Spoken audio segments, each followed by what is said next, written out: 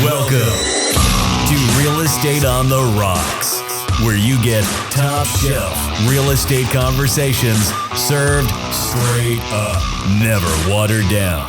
Here's your host, Dave Snowberger.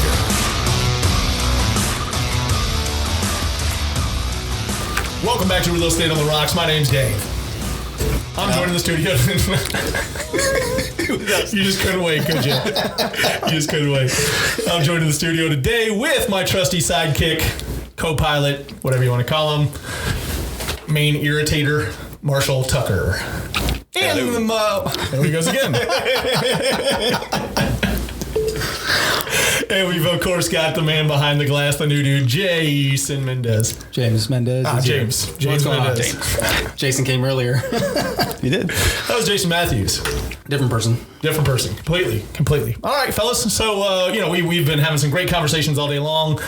We closed out a few deals over the past couple days, past couple weeks. Yep. And so it seems like we have a little bit more time on our hands, which has made us go into conversations, which usually typically lead into fantastic masterminds. What are you doing with your hands?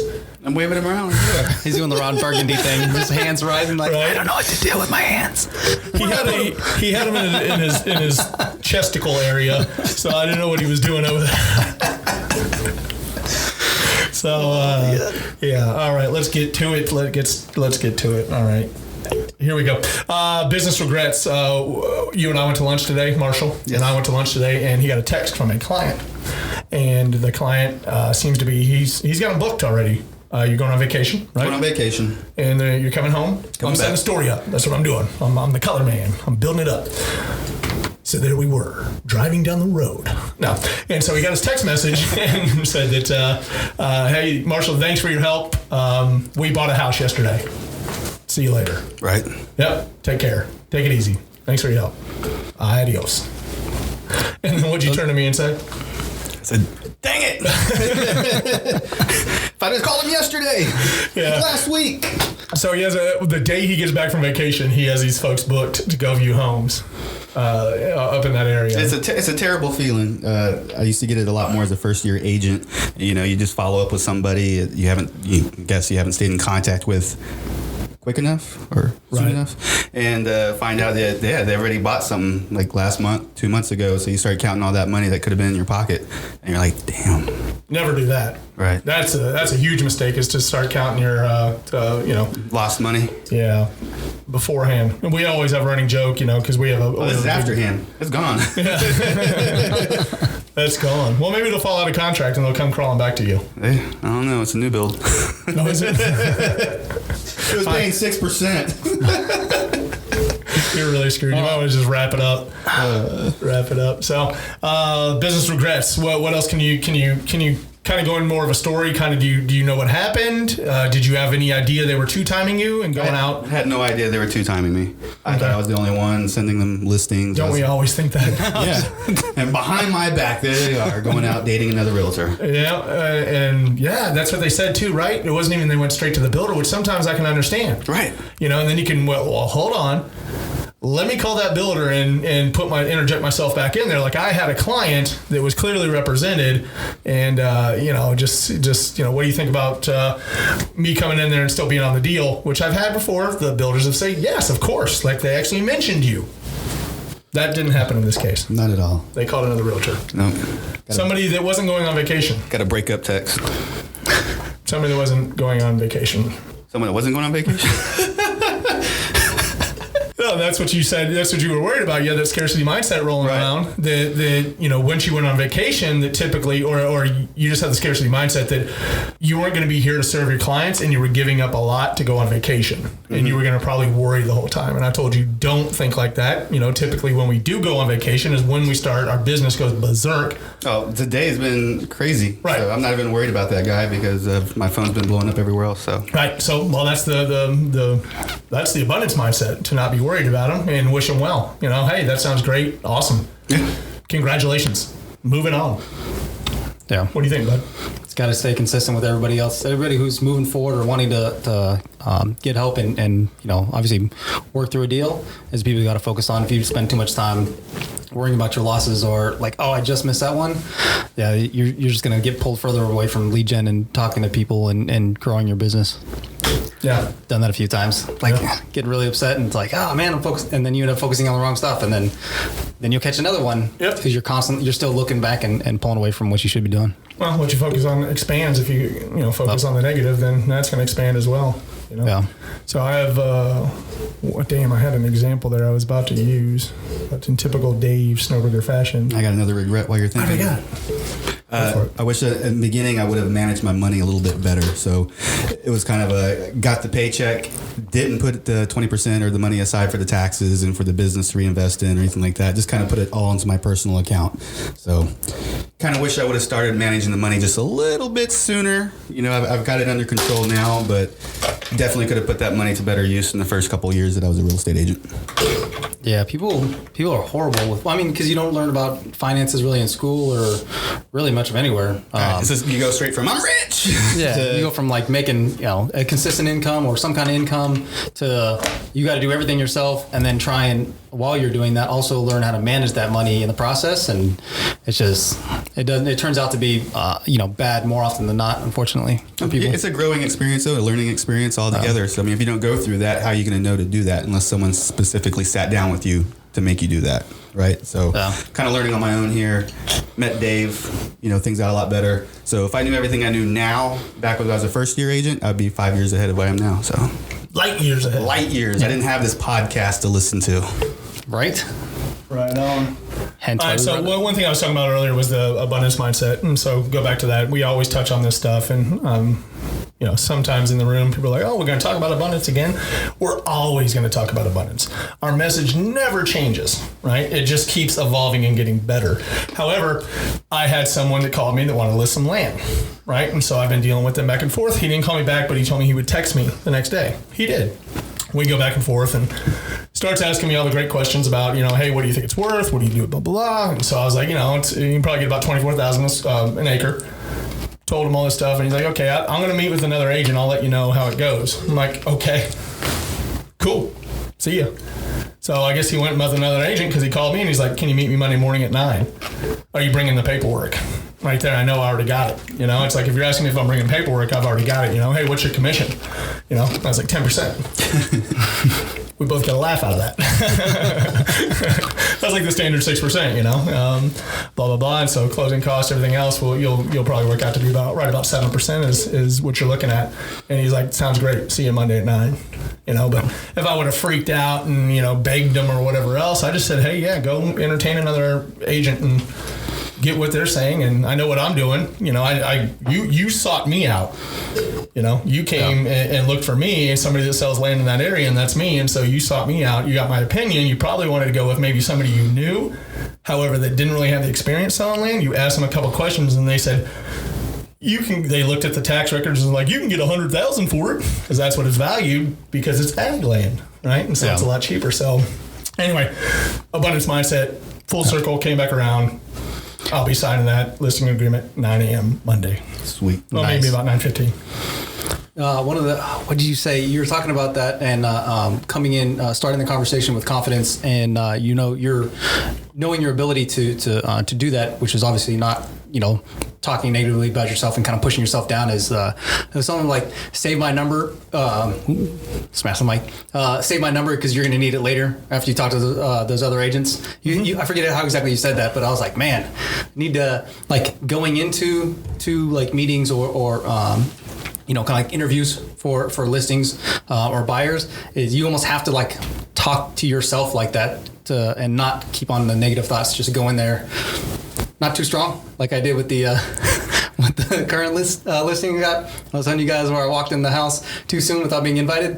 And you still got the deal, but talk yourself up. But I mean, it's a good mindset thing to focus in, understand your value, keep your head straight, keep your mind right, and then go in strong. Yeah, there's definitely a difference between being cocky and being confident. And I would say that fortunately I'm right at the border of that. I'm not necessarily I'm not cocky at all. However, I'm very confident in my ability and my team's ability to perform at a high level. And I always say that stuff. And I'm sure maybe some listeners out there kind of roll their eyes like, oh, the high level stuff. And they're like, man, that's a mindset. You know, if I feel that I do everything at a high level, then I'm operating at a high level, and I'm bringing that to the table every single time.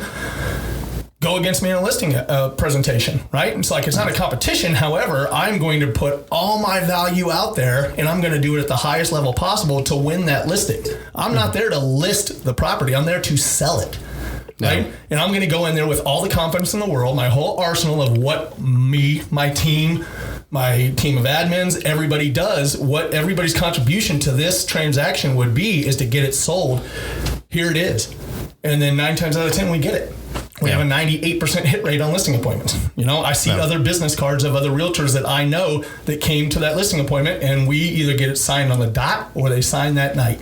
Yep. Right. And if they don't, I don't lose sleep about it. There's another one the next day. You know, and so, you know, that's what I always talk about coming from abundance. Like, man, you can't get hung up on it. You get the 5-second funeral. Man, when it pushes these like $700,000, $800,000 listings, it hurts a little bit more, you know, it stings a little, and just kind of not necessarily have the commission counted in my head or anything, but it's like, man, I would love my sign. That's what I'm more hurt about. Like, I give shit about the commission. It's like my sign would have been in the neighborhood of the entry point of a neighborhood that's $700,000 to $800,000 up to $1 million homes, and there's my big ugly mug on this sign where people drive in every single day and see it. That's great for my business, you know. Like I'd rather have that, you know, and just like what else could I have done? Then if I lost one, I always check back to see which agent they went with.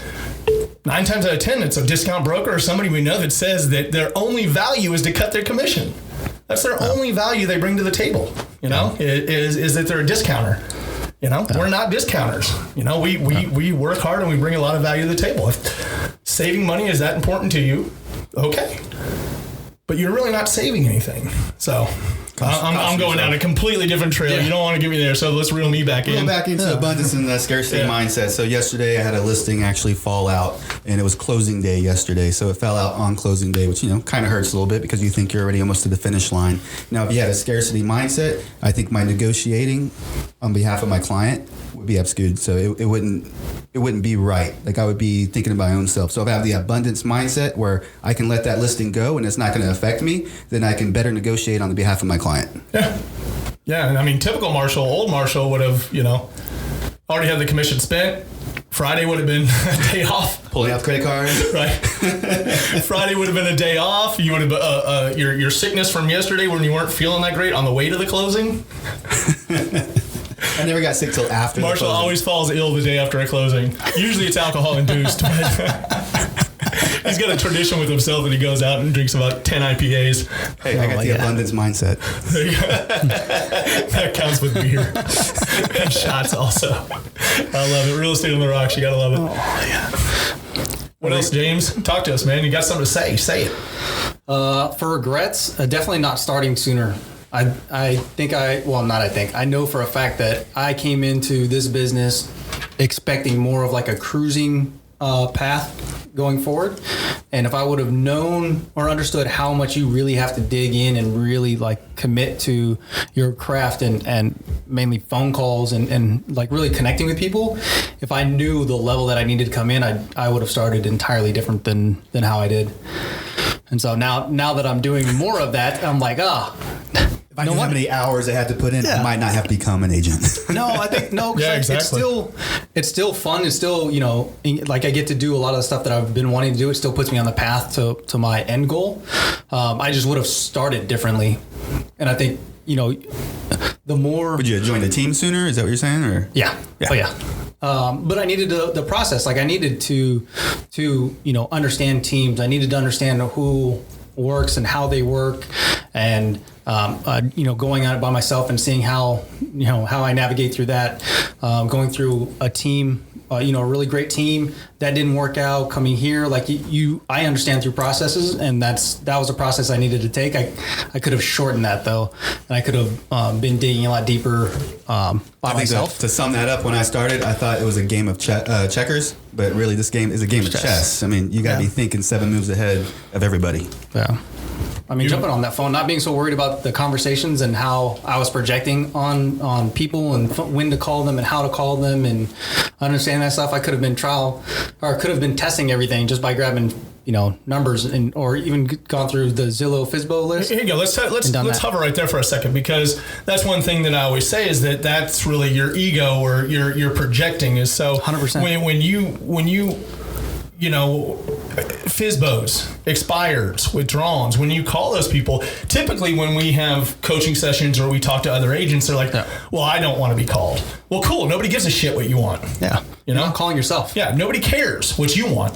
Right. And so I can certainly tell you that those people right there that you're calling, the withdrawals, expireds, and for sale by owners, they all have their hands in the air or currently have their hands in the air saying, I need help to sell this place. Which by definition makes them not a cold call.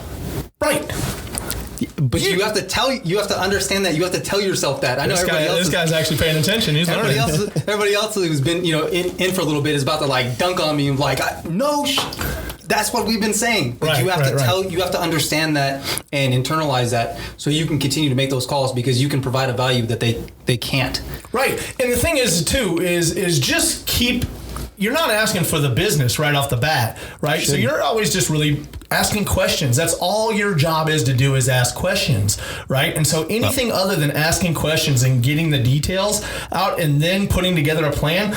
But, I always talk about before is we bring up a lot of things and then we kind of ghost off of them, but we're professional problem solvers. These people have problems. We're here to solve them. And that's why we get paid the obnoxious amount of money we get paid, right? Yeah.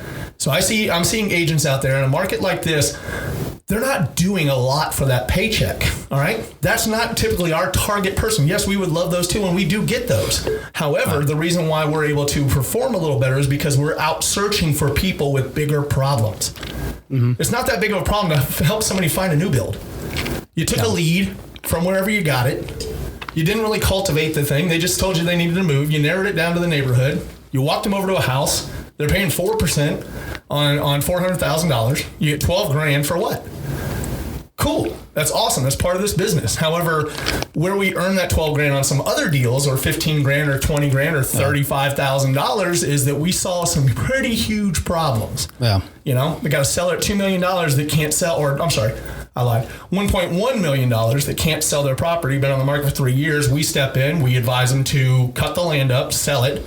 Like that, they net out $500,000 more dollars. Yep. That's awesome. We solved a problem and we added to it. Yeah. They didn't complain about paying their agent. They didn't complain about paying the buyer's agent. We made them a ton more money, and that's what we did. We solved the problems. Yeah, but they wouldn't understand that. They don't know that. That's why you're there to provide that value.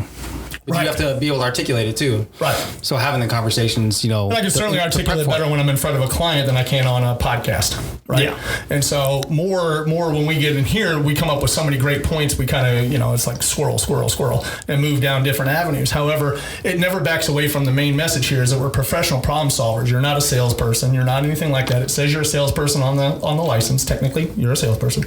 However, you're not selling anything. You're building relationships. Right? And you're solving problems. Once you get people to know, like, and trust you, then you get to solve their problems. They trust you with solving their problems. They let you in a little bit more. Yeah. So, that's been the main message to you the whole time. That's the main message to anybody that's coming into Top Shelf Coaching, is we're going to help you get over these humps of these roadblocks you have of thinking that people care what you think. Yeah. Like, nobody cares. Like, when we first took you on, James, you sat in front of your desk and you would sit there, and I couldn't believe you would sit there for 6 hours or 7 hours a day and literally do nothing. Literally do what we talk about, shift, turn your computer on, look at Facebook, shift stuff from over here to over here, look at a house on Zillow, whatever, that was a for sale by owner, pull it up in the MLS. Lunchtime. Turn around, look at us, and tell us about it. And like, here's this $800,000 FSBO. And what was my response every time? Call it. Yeah. See what they say. But right. It was lower impact for me to do the text messages and emails and just send those out. And I got some feedback, but it didn't. But do them all. Yeah. Do the call, do the text, do the email. When I added more calling in, significantly increased how much responses I was getting back and how much $800,000. They won't return my call. They have this. No kidding. It's a gated community. I can't door knock it. It's like, cool. Send them a package. All right, go out and find an iPad or something for $100 on Facebook. Remove all Facebook Market. Remove all the apps off of it, right? Except for one.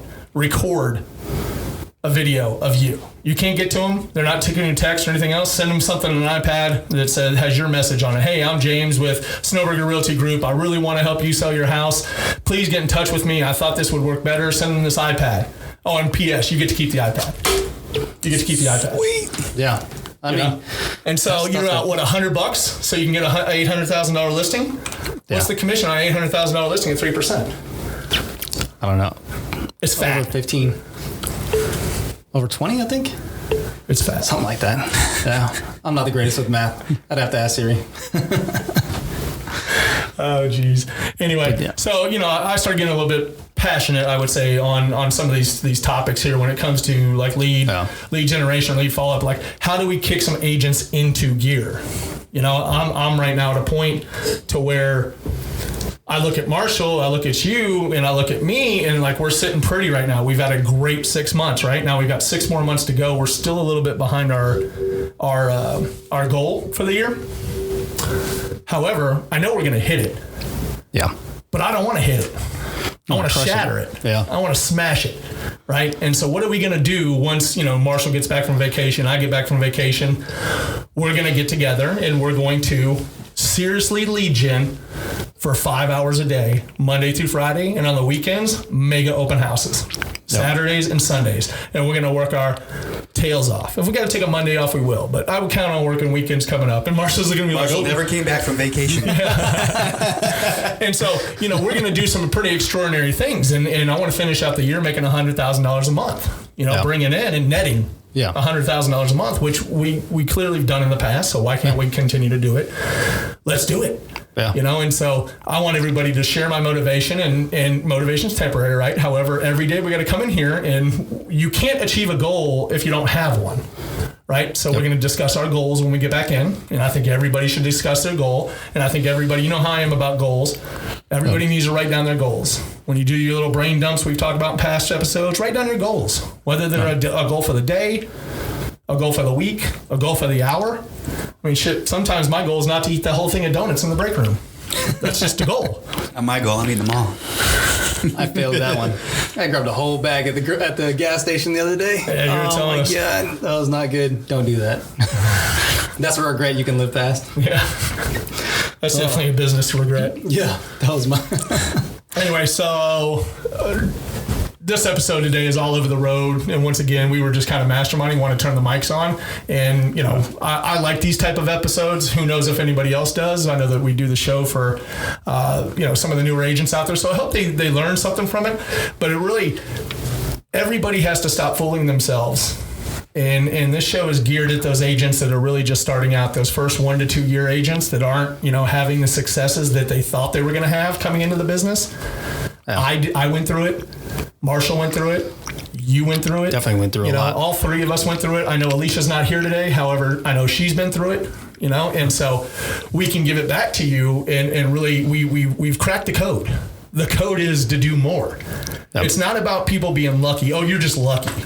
I'm not lucky. The harder I work, the luckier I get. Love that quote. Boom, I didn't butcher one. Oh. I think we've heard it like one of my 5 times favorite today. ones. Well, that's one of my favorite ones, and I've said that I've said that for the past 3 years. Is people were like, there was somebody on Facebook saying, you just got lucky. And I'm like, dude, I didn't get lucky. I worked my butt off to get this one. Yeah. And so the harder I work, the luckier I get every single day. Yeah. And so we're gonna get fired up. We're gonna come back in here, and we're gonna, we've got Top Shelf Agents, which is growing exponentially. Yep. We've got the Real Estate on the Rocks podcast, and then on top of all this stuff we bring to people at our cost. Well, Mike Carroll helps us out a little bit, our sponsor over at Guaranteed Rate. Yeah. However, most of this is done at our time, our schedule, and then it's put out there for the folks out there that we really want to help. I told you before that I'm passionate about helping agents. Yeah. I'm not passionate about selling real estate. Yeah. I'm passionate about making money, helping people do it. I help people, I make money. The more people I help, the more money I make.